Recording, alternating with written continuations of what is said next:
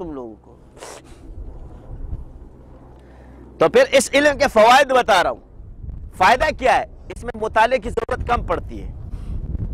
دلیل دینے کے لیے مطالعے کی ضرورت نہیں ہوتی، ثبوت دینے کے لیے ہوتی. حتیٰ کہ اس کے قلب پر اللہ ایسی باتیں القاء فرما دے کہ وہ سارے راز اسرار اس میں کھول دیتا ہے. جب کتاب دیکھو گے موجود ہوگا مکتوب میں بھی.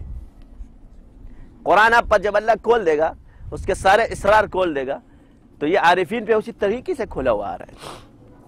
اب یہ جتنے جوابات میں نے دیے یہ قرآن سے دیے کہ نہیں دیے؟ ابھی تو حدیث بعد میں ہے کہ تم اس کا انکار کرو. کر سکتا ہے؟ اس کا انکار کوئی کر سکتا ہے؟ نہیں کر سکتا. تو اب یہاں کیا فرماتے علماء؟ کیا ہر خواب شریعت میں حجت نہیں؟ جب آپ نے کہا کہ شریعت میں خواب حجت نہیں ہے، تو کیا کلی خواب حجت نہیں یا شیطانی حجت نہیں ہے؟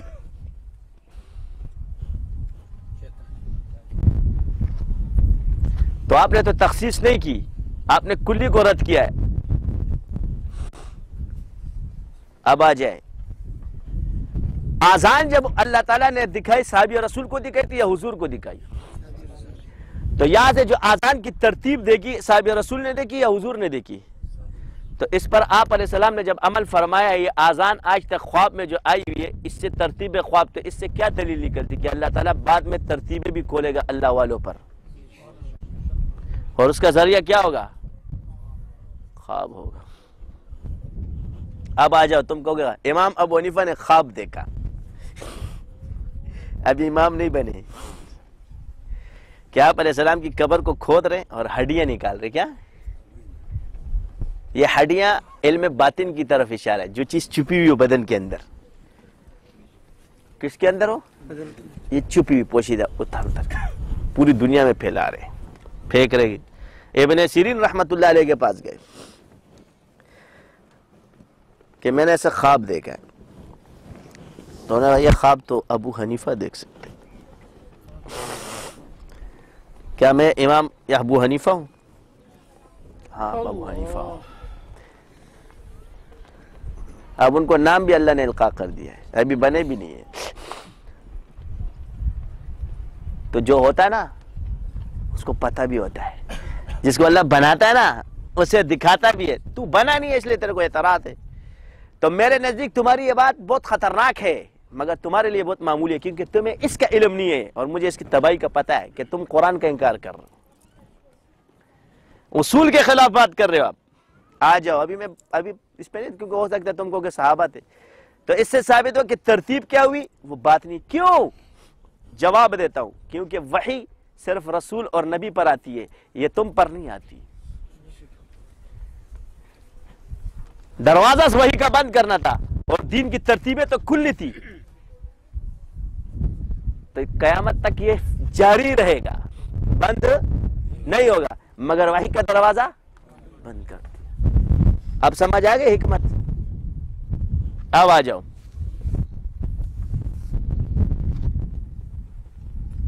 آپ علیہ السلام نے اس آذان کے خواب پر فتویٰ لگایا کہ نہیں لگایا؟ یہ جاری ہے کہ نہیں جاری؟ تو اس سے کیا ملتا ہے کہ خواب شریعت میں حیثیت رکھتا ہے یا نہیں رکھتا؟ آپ نے کہا شریعت میں خواب حجت نہیں، یا حضور دے رہے ہیں کہ یہ آذان رہے گی. اب اس خواب پر رسول نے حجت قرار دیا، آپ کہتے حجت نہیں. تو مسلمان رہا؟ آپ نے تو نبی پہ ٹیک مار دیا.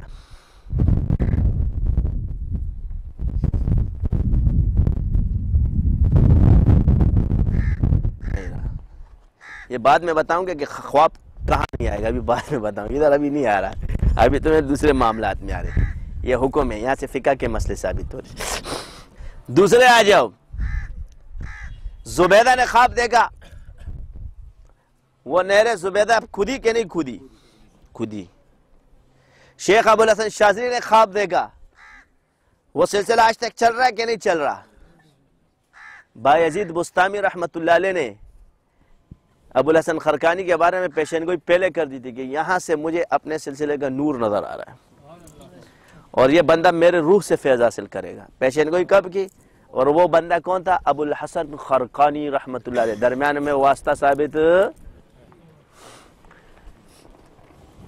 نہیں ہے۔ اب آپ کہتے ہیں کہ یہ دیکھو یہ انسان ہے، یہ خواب کا معاملہ اللہ نے کافر بادشاہ کے ساتھ کیا، کافر کے ساتھ کیا، اس سے کہ اس طرح، تو یہاں تو ایمان کی شرط بھی نہیں لا سکتے تم، اس کی تعبیر دو گے، کیا دو گے؟ یہاں تو تم تقسیم بھی نہیں کر سکتے، خواب جس نے دیکھا اس کو دیکھا جائے گا، اس کی علت دیکھی جائے گی، اس کا اشارہ دیکھا جائے گا، یہاں شخصیت بھی گئی کیا؟ ورنہ وہ کہتے چلو کافر کوئی خواب تھوڑی دیکھ سکتا ہے، کہ قرآن سے ثابت ہے۔ تو سچے خواب کون دیکھ سکتا ہے؟ کافر بھی دیکھ سکتا ہے۔ اب آ جاؤ، ابھی باقی نہیں ہے، تم لوگ ابھی سمجھو گے تم باقی ہو۔ شاہ عبد الغنی پھولپوری، شاہ عبد الرحیم رحمۃ اللہ علیہ، شاہ ولی اللہ کے والد صاحب، ان کو سارے بزرگوں نے روحی فیض دیا۔ خواجہ معین الدین چشتی، کتاب کا نام بتا دیتا ہوں، شفاء العلیل القول الجمیل، شاہ ولی اللہ محدث دہلوی، فرمایا میرے والد کو تمام روحوں نے اکابرین کے آ کر اپنا فیض دیا۔ اب یہ جب سنتے ہیں نا، پہلے تم ثابت تو کر نہیں سکتے تھے، اب سارے اویسی بن جاتے، تم سارے اویسی نہیں، علم بھی ملا، کیونکہ ان کا علم بھی ثابت ہے۔ جس کو علم بھی مل جائے اس کی روحی سند ثابت ہے، جس کو نہیں ملا اس کے لیے بشارت ہے، یہ طے کرے۔ یہ بار بار سمجھا رہا ہوں۔ کس نے دیا؟ شیخ عبد القادر جیلانی نے دیا ہے۔ کس نے دیا؟ خواجہ معین الدین چشتی نے دیا، شیخ شہاب الدین سہروردی نے دیا۔ آگے شاہ ولی اللہ فرماتے نیچے، اویسیت کی نسبت قوی ہے۔ کیا ہے؟ اویسیت کی نسبت کیا ہے؟ قوی۔ اب قوی کیوں ہے؟ اب جواب اس کا بھی دوں گا۔ خلافت میں سند قوی ہے، اویسیت میں نسبت قوی ہے۔ کیا ہے؟ خلافت میں سند قوی ہے مگر نسبت قوی نہیں ہے، یہ ابھی صاحب نسبت نہیں بنا، مگر اویسیت میں نسبت قوی ہے، سند کمزور مانی جا رہی ہے، مگر نسبت کیا ہے؟ قوی مانی جا رہی ہے۔ کیوں؟ اللہ دے رہا ڈائریکٹ، واسطہ ہی نہیں ہے اس میں، انسان نہیں ہے۔ تو جس کو واقعی ملا ہوتا ہے تو اس کی باتیں، اس کے دلائل ثابت ہوتے ہیں۔ اب یہ بھی چھوڑ دو، یہاں سے اب آ جاؤ، ہم آتے ہیں دارالعلوم دیوبند کی طرف۔ کس کی طرف آتے ہیں؟ ہمارے بڑے قاسم نانوتوی رحمۃ اللہ نے کیا خواب دیکھا؟ دیوبند کا مدرسہ، پہلے یہ درس نظامی اس ترتیب سے تھا، کوئی بھی ثابت نہیں کر سکتا، اس کے دارالعلوم دیوبند سے یہ شروع ہوا ہے۔ کہاں سے شروع آئی ہے؟ اب آپ کو میں بتا رہا ہوں، تم کیا دلیل دو گے؟ میں تمہیں ثابت کرا رہا ہوں۔ 10 مرتبہ پوچھا تم ثابت ہو کہ نہیں، تم لوگ کو جواب بھی نہیں تھا۔ یہ ثابت ہو گیا نا، حضور نے بنایا ہے، یہ مدرسہ کس نے بنایا؟ تو اس میں جو نظام ہے وہ کس کی طرف سے ہوا؟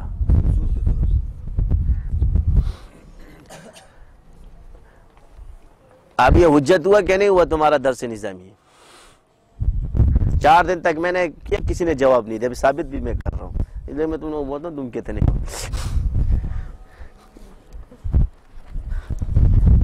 تو بخاری میں کہ جس نے خواب دیکھا حضور کو دیکھا، حضور ہی کو اس نے خواب میں دیکھا، پھر آپ کا وہ نقشہ۔ تو درس نظامی جو اس وقت کا چلا ہوا آ رہا ہے، ابھی تو تمہیں جو اس طرح ہمارے اکابرین نے پڑھا ہے اس طرح دوبارہ پڑھو، چاہے انہوں نے ایک ایک کتاب میں پڑھاؤ، اس طرح پڑھاؤ۔ وجہ اس لیے کہ اللہ نے یہ چیز ان پر کھولی ہے۔ کن پر کھولی ہے؟ حضور کے خواب میں کس نے دیکھا؟ انہوں نے دیکھا۔ ہر کوئی اس میں تبدیلی نہیں کر سکتا۔ اس سے کیا ہوتا ہے؟ کمی آ جاتی ہے، ان کے طریقے میں پورا آ جائے گا، تمہارے طریقے میں کیا آ جائے گی؟ اس کا تم اعتراف کرو گے، کیا کرو گے؟ اور یہ تمہارا حال اس بات کی دلیل ہے، اس وقت کے طالب علم کو کوئی فیل نہیں کر سکتا تھا، سینہ کھل گیا تھا۔ حتیٰ کہ قاسم نانوتوی رحمۃ اللہ علیہ کی ایک کرامت ثابت ہے کہ انہوں نے صرف ایک آدمی کو پگڑی باندھی تھی، کچھ بھی نہیں جانتا تھا، کہ جاؤ میں نے تمہیں اجازت دے دی۔ وہ ایک محفل میں بیٹھا، ایک پادری نے مناظرہ تھا، چیلنج کر رہا تھا، اٹھ کے کھڑا ہو گیا، تیری بات غلط ہے۔ کہ کیسے غلط ہے؟ اوپر آ۔ جب اوپر بیٹھا پریشان، دیکھا حضرت نانوتوی رحمۃ اللہ علیہ نظر کہا بولتا جب میں تمہیں جواب دیتا ہوں تو اس کو جواب دیتا ہے. پگڑی کی کرامت دیکھو نا. اب وہ پوچھتا جا رہے جواب دے گا, ہرا دیا اس کو. لوگوں نے پوچھا کہ بھائی یہ کیا کہہ رہے, میرے سامنے حضرت آ گئے تھے. ہمارے بعض جو ہمارے اندر ہی پیدا متشددین کے ان واقعات سے, یہ کیا واقعات سے, کہ تم تو سب کچھ بلا دو گے. وہ تفکرون فی خلق السماء, علم نوری ہے. کیا ہے؟ تو اس سے ہمارے بڑوں کو سب کچھ حاصل تھا, ہم نے نہیں سیکھا. غلطی کس کی ہے؟ وہ تو عاجزی کے پیکر تھے, اپنے آپ کو کچھ سمجھتے نہیں تھے. تم نے کہا مڑا سے بس ایک چیز تم نے سیکھی, انہوں نے تو کل تمہیں سکھانے کی کوشش کی. جب آپ ان کی سنت کو نہیں دیکھ رہے ہو, کیا آپ لوگ کی کھوپڑی میں باتیں نہیں آتی ہے کہ ہمارے اکابر حاجی صاحب سے کیا سیکھنے جا رہے تھے؟ جب انہوں نے خواب بھی دیکھا اور حضور کو بھی دیکھا, پھر اس کے باوجود حاجی صاحب کے پاس گئے.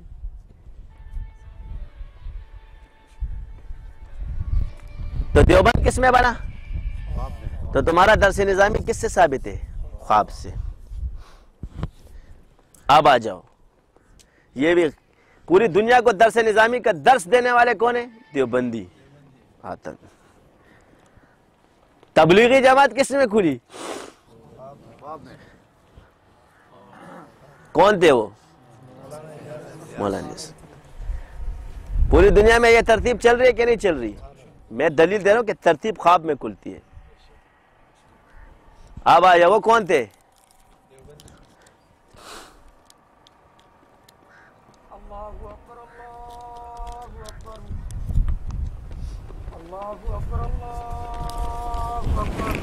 کون تھے وہ؟ دیوبندی.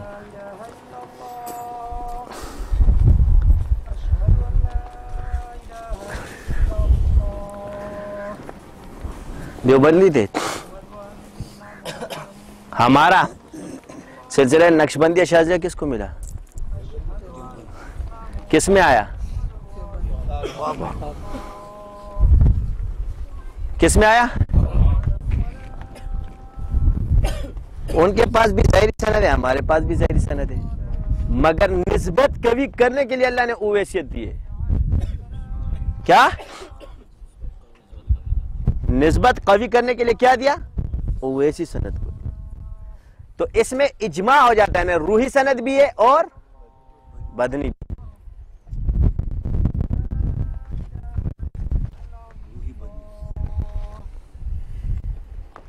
تو اس میں یہ ہوتا ہے کہ اللہ تعالیٰ بعض اوقات ایک چیز دے دیتا ہے, سند بعد میں دیتا ہے.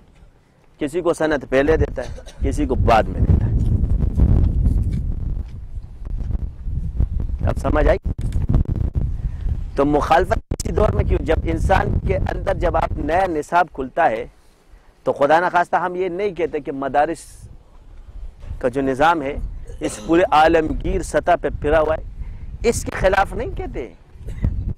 وہ تصوف کے خلاف جو مزاج ہمارا بن رہا ہے اس کو ختم کرو. اس کے اسباق چھوڑ دیے گئے, اس کی وہ چھوڑ دیے گئے. اس میں وجہ نہیں ہے. علماء کرام جتنے ان پر تو واجب ہو جاتا ہے کہ اس چیز کو کرے. اور مشاہدہ دیکھو, ہم لوگ فارغ ہوتے, کوئی ہمیں گاز بھی نہیں ڈالتا, مگر ایک تعویذ والے کے سامنے رش کھڑا ہے. تو اس سے آپ, کیونکہ یہ اللہ کی تقسیم ہے, اس سے آپ یہ نہیں کہتے کہ یہ میرے پاس, کیونکہ علم خاص ہے. عوام کی سمجھ میں یہ چیزیں نہیں آئیں گی. یہ دلائل, یہ چیزیں, یہ عوام کے لیے نہیں, یہ علماء کرام کے لیے. اگر میں ایک طالب علم 10 سال پڑھا ہوگا اور ایک عالم دین ہوگا تو وہ میری بات سمجھ جاتا ہے کہ میں اصول میں ہوں, مگر ایک دوسرا اس کو منفی پہلو پہ لے جائے گا. مگر آج تک مجھ پر کسی عالم نے اعتراض نہیں کیا جو محفل میں آیا ہے اور سوال کیا. کیوں؟ کہ وہ اصول جانتا ہے, پڑھا ہوا ہے, اس کا کام ہی یہی ہے. مگر ایک پروفیسر ہوگا یا دوسرا, وہ دوسری طرف لے جائے گا کیونکہ اس نے نہیں پڑھے, اسے اصولوں کا پتہ نہیں ہے. لیکن ایک مفتی کو, ایک عالم کو اصولوں کا پتہ ہے. اسے پتہ ہے کہ یہ اصول میں جا رہا ہے, خلاف اصول بات نہیں کر رہا. تو اب یہاں مشاہدہ یہ ہے کہ ہم جب اتنے پڑھ رہے ہیں لیکن جب باہر جاتے ہیں ہمارے گھر والے پریشان ہو جائے. اب میں اس کو قرآن و حدیث کیا ثابت کراؤں گا؟ وہ نہیں مانتا, دلائل نہیں مانتا, اپنے پاس رکھ اپنے ملا پنا. مگر ایک تعویذ دے دو کہ غٹ پیر ہے, بس یہی والا پیر ہے. سارے جن کے تعویذات چلے. اب میں تعویذ لکھتا ہوں, اثر نہیں کرتا, اس کا اثر کر رہا ہے. وجہ کیا ہے؟